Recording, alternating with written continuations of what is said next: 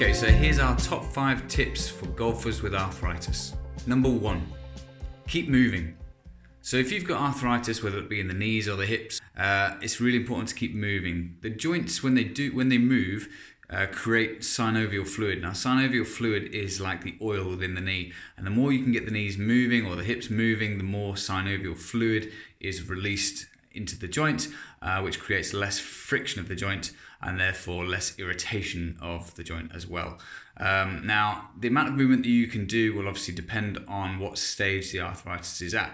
So arthritis tends to go through periods of flare and remission. So when it's flared and it's acutely sore and irritated, the amount of movement that you might do might be less, but it's equally as important to do movement then as it is when the knee or the hip is feeling really good.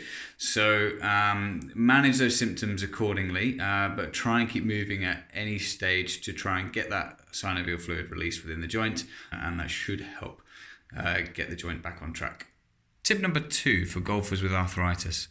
When your symptoms have come down, when you're in a state of remission with your arthritis, that's the time to start doing some resisted exercises. Get your muscles around the joints stronger.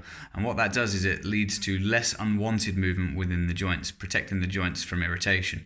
So you can do a mixture of closed chain and open chain exercises or resisted exercises, as long as you manage your symptoms appropriately. So if you do get a period of flare following that, perhaps just do a little bit less next time. But strengthening exercises for the muscles around the joints is really important. Tip number 3 for golfers with arthritis is manage your symptoms effectively. Don't just do nothing. There's lots of different ways out there to try and manage your symptoms, whether that be just move more through cycling and try and releasing that synovial fluid within the joints, painkillers, anti-inflammatories, cold packs, heat packs, massage, TENS machines, taping of the joint.